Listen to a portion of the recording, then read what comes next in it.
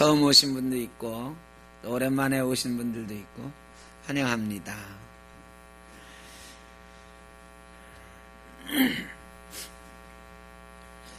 태진아가 부른 노래 중에 사랑은 아무나 하나 이런 노래가 있습니다. 혹시 부를 줄 아시나요?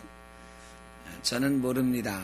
제가 알면 한번 불러드릴 텐데 그러니까 사랑은 아무나 하나, 가사를 다 보지 않아도 사랑은 아무나 하는 게 아니다. 사랑은 그럼 누가 하는 걸까요? 사랑은 아무나 하는 게 아닌데 어떤 사람이 사랑하는 것일까? 드라마나 이런 데 보면 가끔 사랑은 소유하는 것이라고 착각하는 사람들이 꽤 많이 있습니다. 내가 그 사람을, 이런 표현조차도 참 민망한 건데, 가지면 그게 사랑이다, 이런 표현들이 대사에 막 나와요. 실제로도 그런 일이 있었습니다. 연예인 부부로, 인꼬 부부로 아주 소문이 났던 모모 부부가 있었는데 30여 년 동안 참 잘 산다, 참 예쁜 부부다 생각을 했었습니다.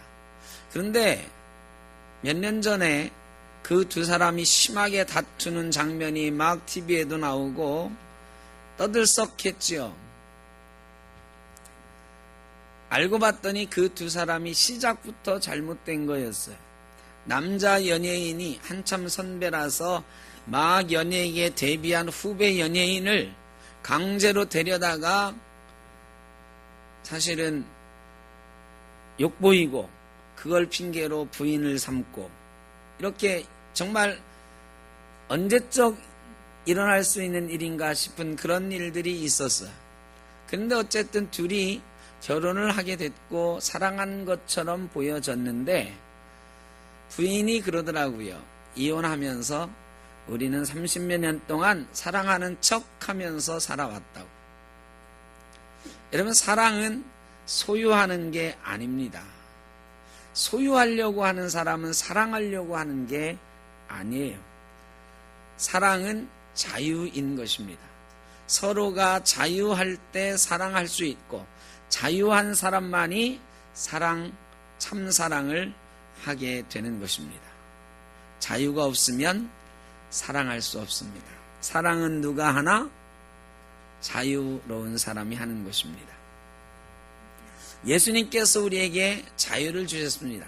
갈라디아서에서 계속 얘기하는 것은 예수 그리스도로 인해서 우리가 얻게 되는 자유에 대해서 말씀하고 있습니다. 여러분, 자유하십니까? 예수님 때문에 자유할 수 있기를 바랍니다.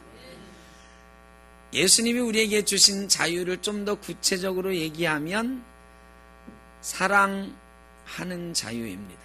사랑할 수 있는 자유입니다. 우리가 창조될 때에 하나님 형상을 닮은 존재로 창조됐잖아요. 하나님 형상, 여러 가지 형상들이 있지만 그 중에 대표적인 하나님 형상을 닮은 품성이 뭐냐? 사랑입니다. 요한은 그의 서신에서 하나님은 사랑이시라 라고까지 말씀했습니다. 하나님의 품성을 대표하는 것은 사랑입니다. 하나님은 사랑이십니다. 그래, 하나님 형상 닮은 우리도 사랑하는 존재로 창조됐습니다. 누구하고 사랑해요? 하나님하고 사랑하는. 하나님이 우리를 만든 이유는 사랑하기 위해서 만드신 거예요. 누구랑 사랑하기 위해서? 하나님과 우리와 사랑하는 존재로 만들기 위해서 우리를 창조하신 거예요. 하나님 우리와 사랑하기를 원하셨어요. 두 번째로, 하나님은 사람을 만들어 놓고 사랑하기를 원하셨는데 누구와 사랑하기를 원하셨느냐? 하나님이 지으신 이 모든 세계와 사랑하기를 원하셨어요. 하나님의 성품을 가지고 이 세상을 다스려 가는데 그건 바로 사랑으로 이 세상을 다스려 가기를 원하신 거예요. 그러니까 하나님은 우리를 창조하실 때 하나님을 사랑하는 존재로, 또 다른 사람과 이 하나님이 지으신 세계를 사랑하는 존재로 만드신 거지요. 그런데 하나님이 사람들에게 다 허락하셨는데 한 가지 허락하지 않은 게 있죠? 그게 뭐예요? 선악과는 따먹지 마라 그러셨어요. 아니, 하나님은 왜 선악과를 만드셔서 우리로 죄 짓게 하셨을까? 아예 만들지 마시지. 그러면 선악과를 왜 만드셨을까요? 하나님이 기준 하나를 세우신 것입니다. 너희가 나 닮은 존재다. 나랑 사랑하는 존재다. 내가 만든 이 모든 세상을 너희가 다스리고 너희 마음대로 사랑할 수 있는 존재다. 그러나 그렇다고 해서 너희하고 나하고 똑같다고 생각하면 천만의 말씀이다. 너희는 하지 못하는 일이 하나 있는 존재다. 그게 뭐다? 선악과 따먹으면 안 된다. 아주 간단한 거지만 기준 하나를 세우신 거예요. 사람은 하나님의 명령에 순종해야 되는 존재라는 것, 그 기준 하나 세우신 거예요. 대신에 선악과를 따먹고 안 따먹고는 너희 자유다 하고 자유를 주셨죠. 그런데 이 인간의 자유의지에 속삭이는 존재가 있었으니 그게 바로 사탄이었습니다. 사탄이 계속 꼬드기는 거죠. 선악과 좀 한번 쳐다봐. 얼마나 예쁘니, 얼마나 먹음직하니. 하와가 끝내는 넘어가서 선악과를 보니까 어때요? 먹음직도 하고 보암직도 하고 탐스럽기도 했다. 지혜롭게 할 만큼 탐스러운 거예요. 침이 꼴깍꼴깍 넘어가요. 거기다가 하나님의 말씀을 교묘히 왜곡해서 그거 먹어도 안 죽어. 하와가 선악과를 따먹었어요. 하나님이 정하신 기준을 위반했어요. 하나님과 우리 인간은 다르다. 인간은 하나님의 명령에 순종해야 되는 존재다라는 그 기준 하나를 무너뜨려 버렸어요. 그 기준이 무너지니까 여러분, 기준이 하나 무너지면, 원칙이 무너지면 온갖 안 좋은 원칙들, 그런 것들이 막 쏟아져 들어오잖아요. 원칙을 깨는 수많은 것들이 들어오잖아요.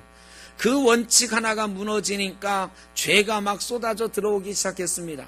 인간은 하나님 형상 닮은 존재로 하나님과 교제하는 영적인 존재였는데 우리 인간에게 죄가 막 쏟아져 들어오기 시작했어요. 우리 인간이 영적인 존재에서 그 죄는 먹음직도 하고 보암직도 하고 탐스럽기도 할 만한 것들이었어요. 육신을 즐겁게 하는 것들이었어요. 인간의 육신이 즐거워지기 시작했습니다. 인간의 육체가 강화되기 시작했어요. 인간의 육체가 막 커지니까, 육신이 막 커지니까, 육신의 정욕이 커지니까 뭐가 가리워지기 시작했느냐? 하나님의 형상이 가리워지기 시작했어요. 하나님의 형상이 그 죄로 인해서, 인간의 욕심으로 인해서 점점 희미해지기 시작했습니다. 하나님이 보니까 인간이 죄로 가득 차버렸거든요. 노아의 홍수로 한번 심판하셨는데도 그 죄라는 놈이 없어지질 않고 인간을 막 지배해요. 하나님과의 사랑이 깨지고 인간끼리 사랑할 수 없는 존재가 되어버렸어요. 하나님이 율법을 주셨어요. 율법을 주시면서 야, 너희가 이 정도는 죄라는 것을 좀 알아라 하고 주신 거예요. 율법을 주신 이유는 그게 죄라는 것을 알려주기 위해서, 인간이 욕심으로 막 행하는 것들이 죄라는 것을 알려주기 위해서 율법을 주신 거예요. 최소한 이런 정도는 죄라는 것은 좀 알고 살아라. 그래서 더 이상 하나님의 형상이 너희 속에서 망가지는 것을 좀 늦춰봐라. 이렇게 말씀을 하신 거죠. 근데 사람들이 율법을 받고, 특히 이스라엘이 율법을 받고 나서 이것도 인간의 욕심으로 받아들이기 시작했네요. 요거 봐라. 하나님이 이런 거 하지 말라고 하네? 저거 안 하면 뭐가 되는 거지? 하나님이 이런 거 하라고 하네? 그걸 하면 어떻게 되는 거지? 그러면서 착각을 하는 거예요. 너희가 이것을 지키면 하나님의 백성 된다고 그랬거든요. 그런데 하나님의 백성 된다라고 하는 것을 그저 하나님의 형상이 더 나빠지지 않고 희미해지지 않고 더 죄 가운데 빠지지 않고 그저 희미하게라도 남아있는 하나님의 형상으로 하나님과 교제할 수 있는 그런 존재가 된다는 건데, 우리가 이걸 잘 지키면 아담과 하와가 창조되었을 때처럼 의로운 사람이 되나보다, 거룩한 사람이 되나보다 착각을 했어요. 이거를 잘 지키면 구원받게 되나보다, 우리가 하나님처럼 되나보다. 그래서 율법을 목숨 걸고 지키는데, 그 율법을 지키면 우리가 하나님처럼 하나님의 백성이 되고, 하나라도 못 지키면 죽는다, 이렇게 생각을 했어요. 죄를 좀 깨닫게 해주려고 하나님이 주신 율법이 사람들의 발목을 오히려 올가매기 시작했어요. 여러분, 그 율법이 죄를 깨닫게는 하는데 그 율법을 우리 인간이 다 지킬 수 있는 율법이던가요? 아니에요. 인간이 지키려고 마음을 먹어도 이미 죄로 인해서 하나님의 형상이 희미해져 버렸기 때문에 인간이 그것을 욕심으로 이겨낼 방법이 없어요. 사람의 욕심으로 율법을 대하기 시작한 거예요. 율법은 하나님을 사랑하라, 서로 사랑하라, 이거였는데 하나님을 사랑하지도 못하는 존재가 되고, 율법으로 서로를 올가매서 율법 안 지키는 사람은 죄인 취급하고, 조금이라도 율법을 어기면 돌로 쳐 죽이고, 막 이런 오히려 사랑할 수 없는 그런 존재로 만들어가는 올가미가 되고 말았어요. 사람을 오히려 박해하는 도구가 되고 말았어요. 율법으로는 인간이 구원받을 수도 없고 점점 더 율법의 종이 되어 가니까 하나님이 참 안타까우셨어요. 그 율법으로 죄를 좀 깨닫고 조금이라도 하나님과 가까이 하고 교제하고 사랑을 회복하는 존재가 되어 가기를 바랐는데, 그게 아니고 점점 더 이상한 방향으로 가니까 하나님이 답답하셨어요. 이놈들 죄로 인해 죽어가고 있는데, 저 율법으로 죄를 좀 깨달으라고 했는데 죄도 못 깨닫고 점점 더 죽어가고 있는데 어떻게 할까 하나가, 하나님이 인간을 너무너무 사랑하시기 때문에 그래도 죽게 내버려 두실 수가 없어서 사랑으로 이 땅에 오셨어요. 그게 바로 예수 그리스도. 율법으로는 도저히 너희가 나랑 다시 교제할 수 있는 존재가 못 되니까 다시 마지막으로 내가 너희에게 사랑할 수 있는 기회를 주겠다, 자유할 수 있는 기회를 주겠다. 예수 그리스도를 이 땅에 보내셨어요. 그리고 예수 그리스도께서 인간의 모든 죄를 짊어지시고 십자가 지셨습니다. 그리고 부활하셨습니다. 그 예수님의 죽음과 부활하심을 믿고 고백하면 우리는 모든 죄를 용서받는 존재가 되었어요. 죄에서 의롭다 하심을 여김받는 하나님의 아들, 하나님의 딸이 된 것입니다. 그래서 우리는 자유하게 됐어요. 율법으로 막 율법을 부둥켜 안고 살아가도, 매일 율법에 얽매여 살아가도 죽을 수밖에 없는 죄의 종로로 타던 우리가 이제는 하나님이 나를 의롭다 여기셔서 아들 삼으셨다, 딸 삼으셨다 하는 그런 마음으로 자유를 누릴 수 있게 되었습니다. 예수님이 이 땅에 오신 이유는 우리에게 바로 죄로부터 해방시키시고 자유를 주기 위해서입니다.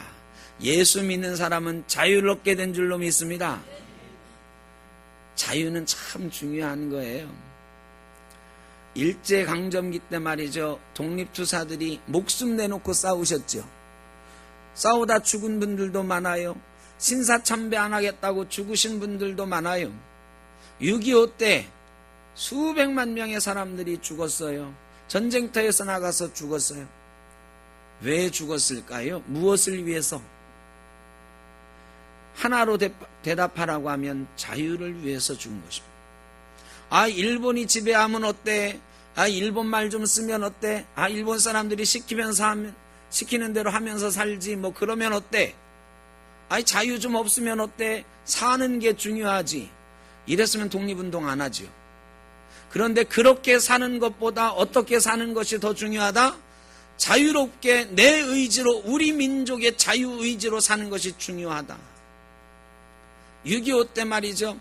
공산당 밑에서 조금 억압받고 살면 어때? 그래도 사는 게 중요하지. 개똥밭에 굴러도 이승이 좋다는데. 여러분, 그랬으면 누가 총 들고 나가서 싸웠을까요? 왜 싸웠어요? 차라리 죽을지언정 뭐가 중요하다? 자유가 있어야 된다. 미국이 독립전쟁할 때요, 영국으로부터 독립하겠다고 전쟁할 때 패트릭 헨리라고 하는 사람이 연설을 했는데 그 연설문에 다 우리가 기억할 필요는 없지만 하나 유명한 말이 있죠. 자유가 아니면 죽음을 달라. 여러분, 때로는 죽음보다도 자유가 더 소중합니다. 생명보다도 자유가 소중하답니다. 자유는 정말로 소중한 거예요. 사람을 사람답게 하는 가장 중요한 덕목이 뭐냐? 자유다. 자유다. 그런데 13절에 보니까 너희가 자유를 위하여 부르심을 입었으나, 예수님이 뭐를 위해서 오셨다고요? 자유를 위해서, 우리에게 자유를 주시려고 오셨고 우리를 부르셨어요.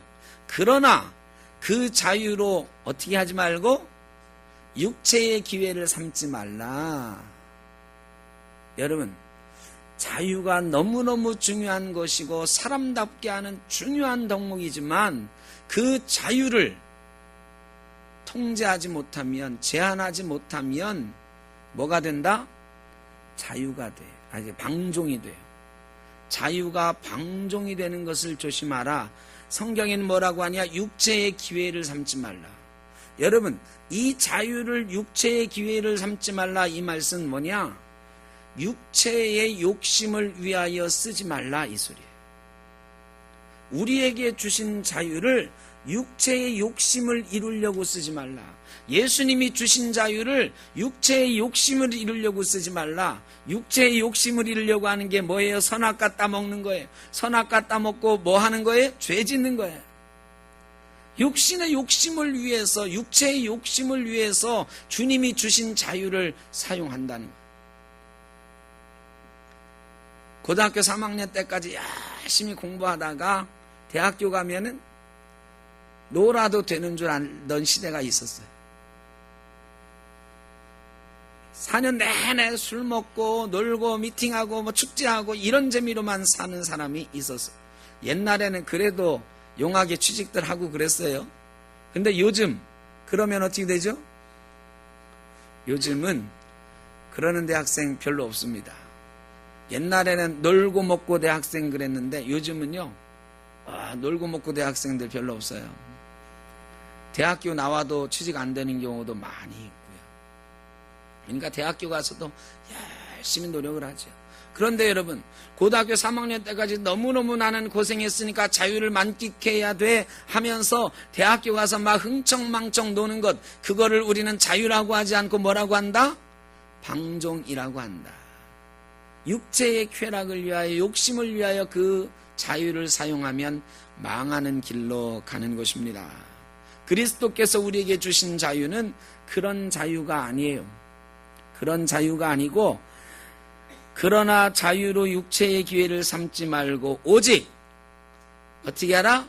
사랑으로 서로 종노릇하라. 여러분, 자유를 주셨다고 해놓고는 종노릇하래요. 이게 뭐냐? 주님이 우리에게 주신 자유는 사랑하는 자유이다. 한번 따라 하시죠. 사랑하는 자유.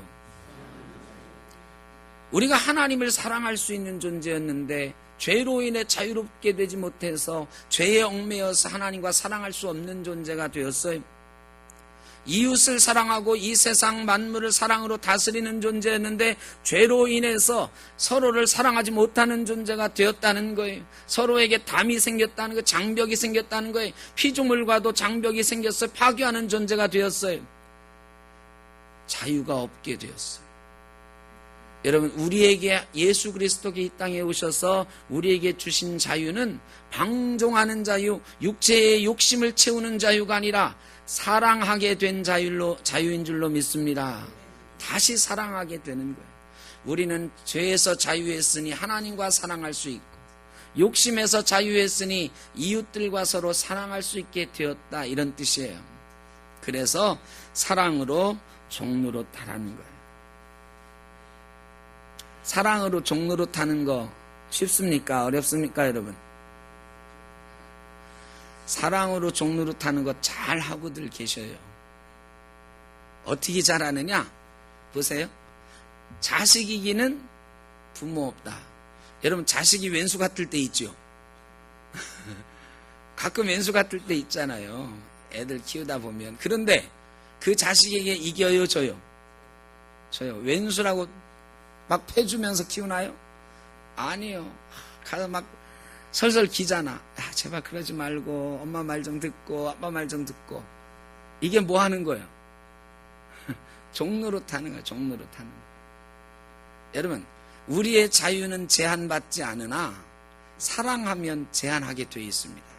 사랑하는 존재 앞에서 우리의 자유는 언제든지 제한합니다. 우리 스스로 제한합니다. 우리 자유를 스스로 제한하는 거, 이게 뭐예요? 종노릇 하는 거예요. 우리 조정희 권사님 여기 계시는데 가끔 감기도 걸리고 몸살도 나시거든. 근데 몸살 나서 새벽 기도는 못 나오셔도 어디는 가요? 손주들 봐주러는 가. 왜? 사랑하니까. 여러분, 그게 남들이 보면요, 죄송합니다 권사님, 우리 그런 할머니들 많아. 그게 딱 종노릇 하는 거야. 아이, 그 몸살 났는데도 막 죽어라고 가. 남편이 아니 좀 쉬라고 해도 가. 주변에서 이거 애 그만큼 컸으면 됐다고 해도 또 가요. 왜? 사랑하니까. 남들이 보면 딱 종노릇 하는 거야. 그런데 사랑하니까 종노릇 하는 거죠. 사랑하니까 내 몸이 아파도 가서 아이들 돌봐주면서 자녀들이 자기들 일할 수 있도록 도와주는 것입니다. 사랑하면 자기의 자유를 제한하는 것입니다. 자유를 제한하는 거가 바로 종노릇하는 거예요.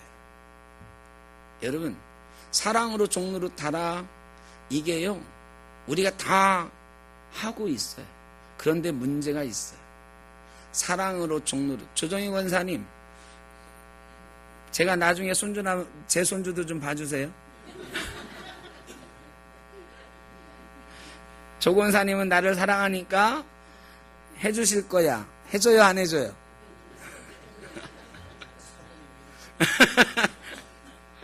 안 해준다고, 안 해줘요. 자, 여러분, 종노릇을 누구한테만 해? 사랑하는 사람, 더 정확히 말하면 내가 좋아하는 사람한테 하는 거예요. 내가 하고 싶어 하는 사람한테만 종노릇하는 거예요. 그런데 사랑으로 종노릇하라고 할 때 네가 좋아하는 사람한테만 종노릇하라 하셨나요?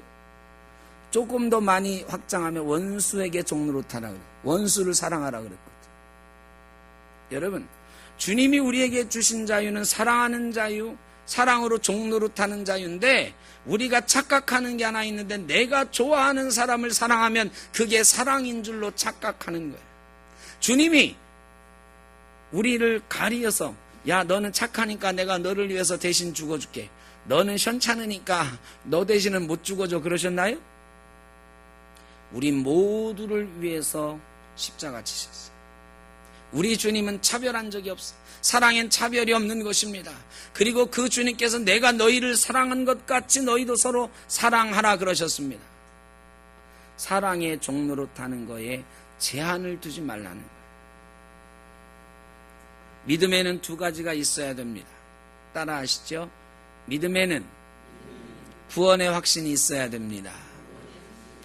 믿음에는 구원의 확신이 있어야 돼요.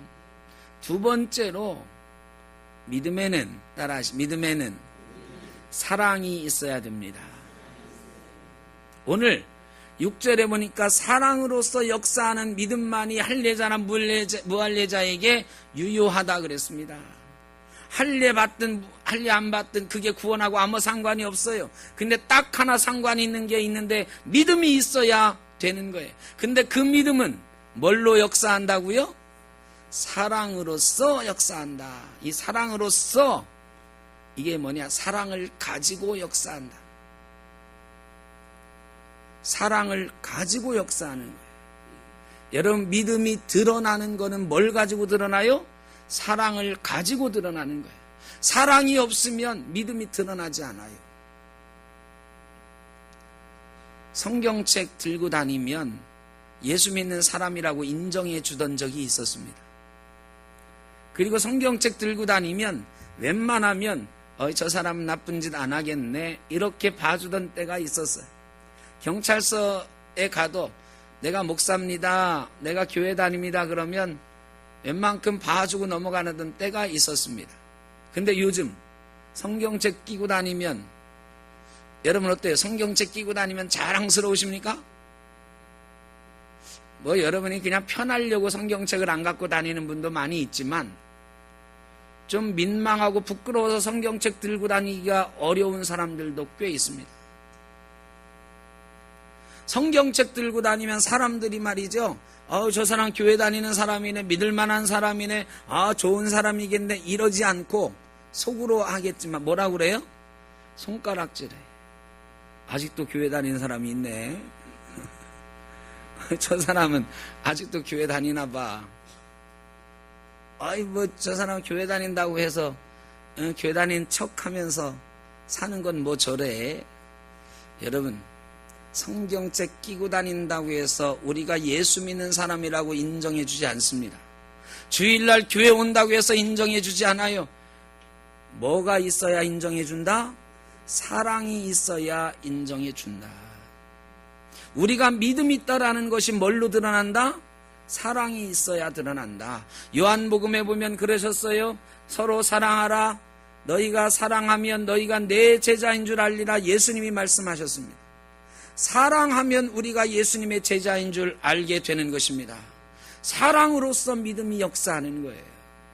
믿음이 있다고 자랑한다고 사람들이 저 사람 믿음 좋다고 인정해 주는 게 아니에요. 하나님이 우리가 여기 와서 매일 앉아있다고 믿음 좋다고 하시는 게 아니고 우리가 어떻게 함으로써? 사랑함으로써 사랑을 가지고 믿음을 드러내는 거라. 그래야 하나님이 인정해 주시고 사람들도 우리가 예수의 제자인 줄 알게 된다는 것입니다. 율법은요, 죄를 깨닫게 해주는 거라고 그랬어요. 그러라고 하나님이 주신 거예요. 근데 율법을 요약하면 두 가지라고 예수님이 말씀하셨어요. 율법을 요약하면 뭐죠? 첫째는 하나님을 사랑하라. 마음과 뜻과 힘을 다하여 하나님을 사랑하라. 두 번째는 내 이웃을 내 몸과 같이 사랑하라. 이게 율법이라고, 온 선지자의 강령이라고 예수님이 말씀하셨어요. 그러니까 율법은 사랑이에요. 그러니까 율법을 잘 지킨다고 하면 뭐가 있어야 되는 거예요? 사랑하는 거. 하나님을 사랑하려고 노력하고 이웃을 사랑하려고 노력하는 게 율법을 지키려고 하는 거예요. 그런데 이스라엘 사람들이 율법을 지키는데 말이죠, 죄를 깨닫고 하나님을 사랑하려고 이웃을 사랑하려고 노력한 게 아니야. 오로지 율법을 잘 지키면 누가 복 받는다? 내가 복 받는다. 율법을 잘 지키면 내가 복 받는데 어떤 복을 받는다? 구원 받는다. 착각했어요. 율법 잘 지켜가지고 구원 받는다고 착각한 거야. 그래서요, 율법을 안 지키는 사람들은 깡그리 무시하고 자기들만 구원 받는다고 생각했어요. 다 지옥 갈 놈들, 율법 지키는 우리만 구원 받을 거야. 율법 안 지키는 놈들을 지옥 갈 놈들이니까 상종도 하지 말자 그랬어요. 그런데 예수께서 오신 거예요.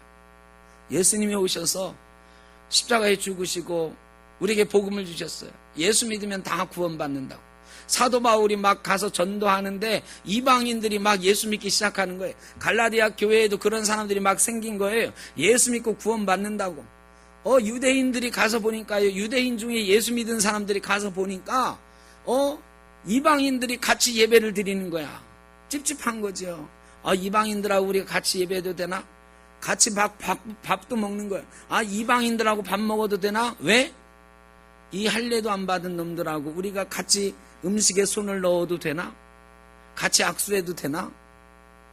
옛날에는 상상도 못하는 일이 막 벌어지는 거야. 유대 율법주의자들이요, 화가 났어요. 아니 어떻게 예수 믿는다고 하는 이유 하나로 저 사람들하고 우리하고 똑같이 취급하냐고.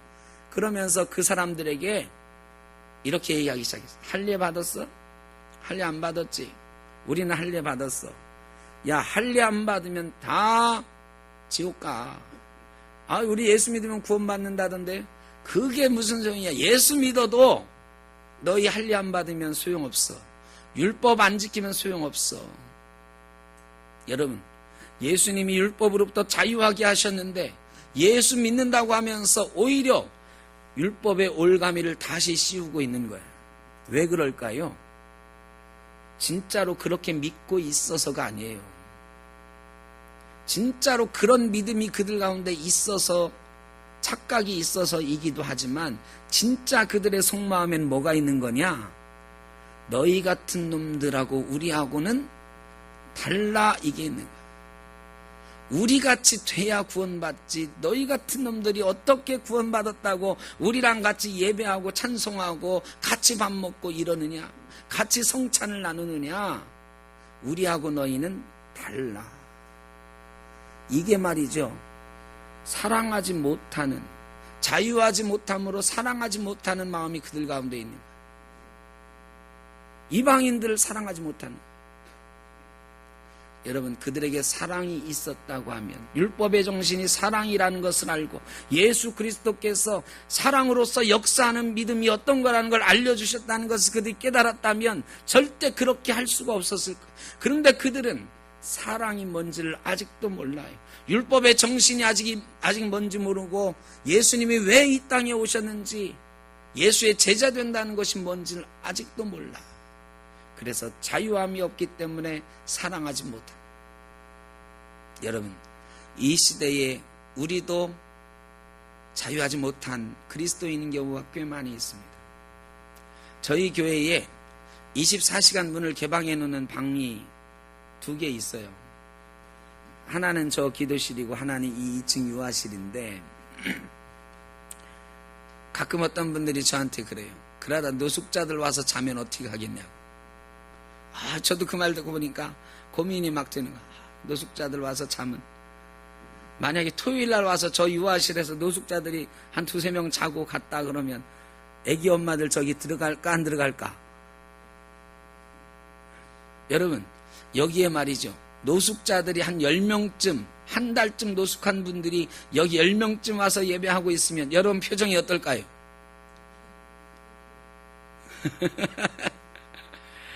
아까 일부에 뵀던 이영미 집사님이 정말 표정이 기가 막혀요. 10명쯤 노숙자들이 앉아있으면 어떨까 그랬더니 표정이 딱 징그러지면서 그 표정을 그대로 보여주시는 거야. 여러분은 안 그럴 것 같아요?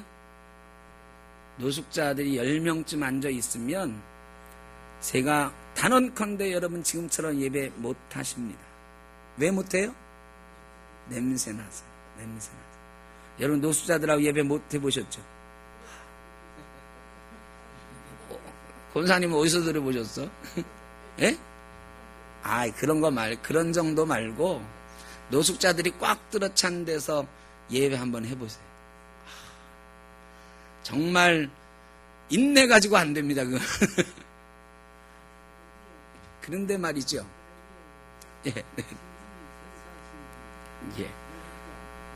그런 노숙자들하고 같이 예배하는 분들이 있습니다. 그런데 우리가 말이죠, 여기서 노숙자들이 10분쯤 와 계시면 우리 표정이 바뀔 거다. 이게 정말 쉽지 않은 일이거든요. 그런데 성경은 우리에게 뭐라고 하느냐? 그 냄새나는 노숙자분들이 와서 예배하고 있어도 뭐라고 해요? 사랑합니다. 손잡아주고 안아주고 해야 된다는, 이게 사랑으로 종로로 한다는 거예요. 내가 좋아하는 사람하고만 같이 예배하는 거, 내가 좋아하는 사람하고만 사랑합니다 하는 거, 이거는 누구나 할 수 있는데, 사랑으로 종노릇하는 것은 내가 좋아하지 않는 사람까지도 사랑하라는 거예요. 제가 그래서 우리 교회 문 그래도 안 닫습니다. 누군가 찾아왔을 때 교회 문이 다 닫혀 있으면 좀 마음이 속상할 것 같아요. 노숙자분이라도 혹시 가다가 마음이 좀 울적해서 하나님 만나고 싶어서 왔을 때 교회 문 하나쯤은 열려 있어야 되는 것 아닌가. 아까 일부에 뵀대요. 이재빈이라고 하는 청년인지 하여간 30은 좀 넘어 보이는 젊은 분이 들어왔어요. 술이 잔뜩 취해서 왔어 보니까. 젊은 사람인데 아침부터 뭐 속상한 일이 있는지 술을 잔뜩 드셨어요. 그런데요, 비를 많이 맞고 왔더라고. 그래서 이제 끝나고 나가는데 잠깐 얘기를 나눴어요. 근데 그러더라고요. 제가 손을 잡고 인사하는데 제가 술을 많이 먹고 왔습니다. 그래요. 술 냄새가 풍풍 풍겨. 그런데 왜 들어오게 됐나? 자기가 버스를 타려고 우산도 없이 비를 맞으면서, 오늘 비 많이 왔잖아요. 가고 있는데 누군가 우산을 주더래. 우산 쓰고. 생전 처음 보는 사람이, 모르는 사람인데 우산을 주더래. 그 우산을 딱 봤는데 자기 마음에 감동이 돼가지고 딱 보니까 교회가 있길래 한번 와보고 싶어서 왔습니다. 여러분, 믿음은 사랑으로 역사하는 것입니다. 그리고 오늘은 술 먹고 왔지만 제가 그래도 가끔 오세요 그랬더니 자주 오겠습니다 그러더라고요. 여러분, 그 작은 사랑 하나가 술 먹고 비 맞고 가는 청년의 마음을 움직이는 거예요. 우리 속에서 막 보여지는 것입니다. 사랑은 그렇게 역사하는 것입니다. 우리의 믿음, 그런 사랑을 통해서 역사하는 거예요. 누구는 이 자리에 와도 되고 누구는 이 자리에 오면 안 되는, 그건 교회가 절대 아닙니다. 우리 교단 교회 중에요, 다른 교회 이름 말해서 좀 죄송한데 저기 봉천동에 가면 경천교회가 있어요. 경천교회, 이 경천, 이 뜻이 뭘까요? 네, 경천.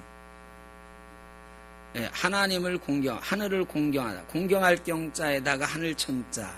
그런데요, 그게 아니고 이 경천교회는, 저는 경상도 할 때 경자가 무슨 경자입니까? 예? 경사경자. 네. 이 경상도 할 때 경자에다 하늘 천자에서 경천교회. 왜 그럴까요? 맨 처음에 누가 그렇게 이름을 왜 지었을까?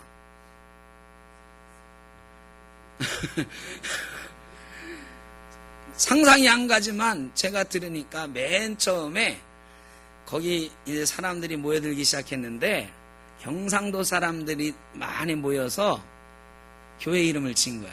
그래서 우리 경상도 사람끼리 좀 친하게 지내보자 해가지고 교회 이름을 짓는데 경상도 사람의 천국 해가지고 경천교회 했대요. 그런데 여러분, 이게 웃을 일이 아니라 그건 몇십 년 전에니까 그런 일이 있을 수 있겠다 싶은데요. 지금도요, 노회나 총회에서 선거하면 딱 이 선거 본부를 꾸리잖아요. 운동을 하잖아요. 그러면 이제 사람들 놓고 이렇게 분석을 해. 그런데 경상도 후보 쪽에서 쭉 분석하면서 얘는 안 돼, 얘는 안 돼, 이렇게 우리 편 아니야, 빼놔요. 누구는 빼놔? 전라도 사람이니까 우리 편 안 돼. 또 전라도 쪽 후보 쪽에서는 쭉 해가지고 경상도 사람이니까 얘는 죽어도 우리 편 안 돼. 이런다니까요. 이게 교회에서도 그래요. 여러분, 우리 속에 할례 받아야 된다고 하는 이 할례주의가 우리 속에 얼마나 많이 판을 치고 있는지요. 수도 없는 예들을 들 수가 있어요. 사랑으로 종노릇하라고 그랬는데요, 전라도 사람은 전라도 사람한테만 종노릇해. 경상도 사람은 경상도 사람한테만 종노릇한대요. 이북 사람들은 또 이북 사람들끼리만 종노릇한대요. 여러분, 이게 세상에서 갈라져 있는 지역 감정이 아니에요. 교회 내에도 수없는 지역 감정, 학연, 지연, 혈연, 이런 게 많아요. 우리 교회는 그런 거 하나도 없겠지 하시면 착각이에요. 우리 교회도 가끔 보면 말이죠, 우리 집사님, 권사님들끼리 가끔 싸울 때도 있어, 삐질 때도 있어. 그러면 삐지면 말이죠, 아, 오래가요, 오래가. 그래가지고 있나가지고 사랑합니다, 축복합니다 할 때 말이죠, 좀 멀리 가서 하라고 해도 꼭 누구한테만 가요? 나랑 친한 사람한테만 가. 그리고 싸웠던 사람하고는 사랑합니다, 축복합니다 인사하라고 해도 그 다음 얘기는 안 할게. 여러분, 아주 작은 것 같지만요, 사랑으로 종로를 하는 게 참 어려워요. 내가 싫어하는 사람, 그 사람에게 종로를 타는 거 정말 어려운 거예요. 내가 좋아하는 사람, 내 혈육 이런 사람한테는 종로를 다 해요. 그런데 예수님은 아무 관계도 없는 우리를 위해서 종로로 타시려고 이 땅에 오신 줄로 믿습니다. 그리고 우리에게 사랑으로 종로로 타라고 하시는 것입니다. 내가 좋아하는 사람만 좋아하는 게 아니고 내가 좋아할 수 없는 조건을 가진 사람까지도 사랑하고 그를 위해서 종로로 타라고 우리에게 자유를 주셨다는 거예요. 우리에게 자유 주신 것 가지고 내 욕심 차리지 말라고.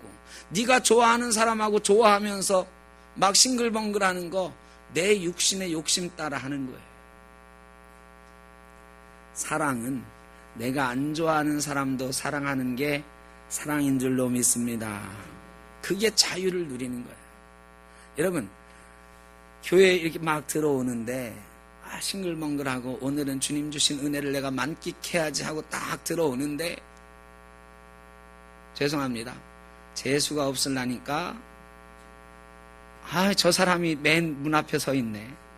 인사하는 사람이 정말 마음에 안 드는, 꼴보기 싫은 사람이 인사하고 있네. 그 순간에 은혜 받아야지 하는 생각도 다 떨어지고 그 싱글벙글하던 마음도 다 없어지고 갑자기 찬 얼음덩어리가 되는 우리의 얼굴 모습이 우리를 부자유롭게 하는 거예요.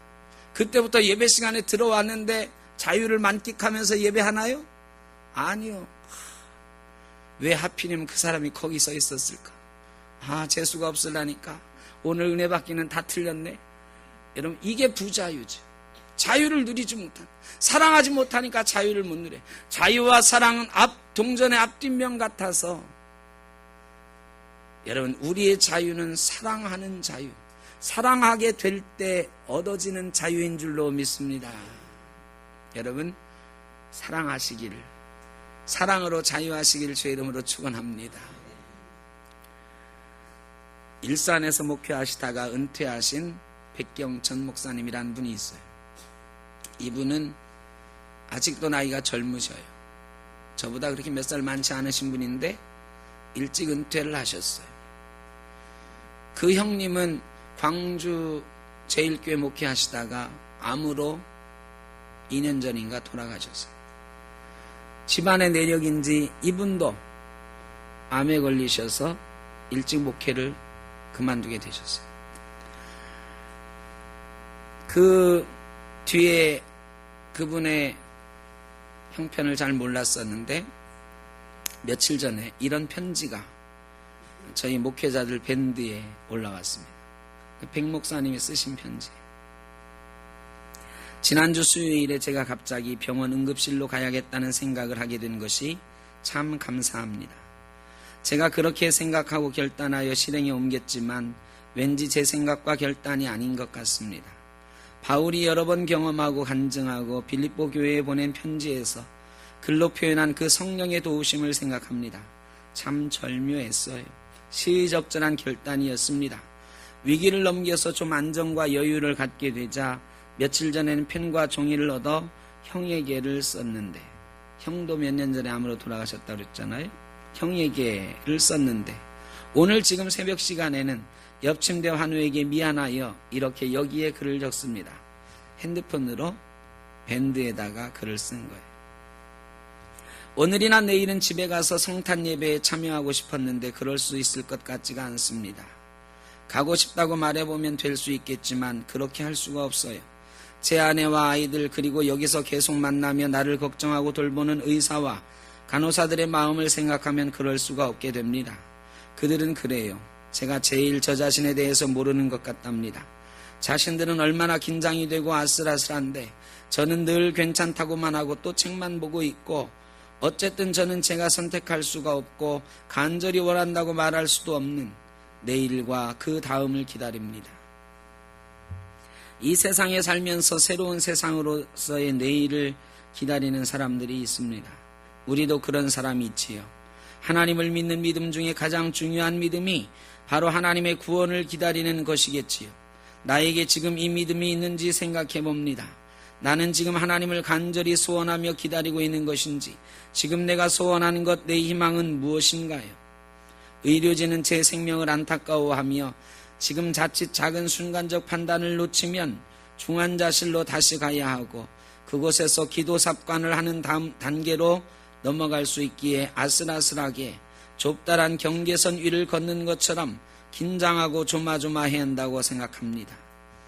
그런데 저는 그들처럼 그 심각성을 갖지 못하고 있어요. 왜 그런지 오직 제 마음속에는 이 땅에 세워질 새 나라에 대한 희망뿐입니다. 70년 바벨론 포로의 삶을 이어온 이스라엘 백성 중 어떤 이도 저와 같은 마음이었을까요? 제 마음이 이런 것을 어떻게 합니까? 이 땅의 교회는 이 땅에 살아가는 가난한 사람들에게 찾아오시는 주님을 찾아가야 합니다. 오시는 그분께 경배하기 위해서 그가 오시는 곳을 향해 걸어가야 합니다. 그 아기 앞에 무릎을 꿇고 경배하고 싶습니다. 가난한 자가 복이 있다고 노래하면서 내가 바로 하나님의 아들, 딸이며 하나님의 영광이라고 겸손하지만 확신에 차서 선언하는 꿈을 나는 오늘 꿉니다. 그 사랑이 나로 하여금 오늘을 살게 합니다. 살아보겠습니다. 이제 내 눈앞에 펼쳐질 하나님이 약속한 평화의 나라를 맞기 위해 믿음과 사랑과 소망과 인내와 평화의 옷을 입고 있겠습니다. 내 몸은 의사에게 맡기고 나는 하늘의 일을 생각하며 살아보겠습니다. 이 땅에 태어난 모든 사람의 생명이 본래 무엇인지 알려준 아기 예수의 탄생 이야기에서 천사들이 하늘의 영광, 땅의 평화라고 선포하는 말씀을 듣습니다. 하나님이 당신의 자녀들에게 흠뻑 부어주시고 또 그들에게 기대하시는 삶이라고 저는 듣고 있습니다. 오 주여 어서 오시옵소서. 백 목사님 편지 중에 일부만 제가 요약해서 읽어드렸습니다.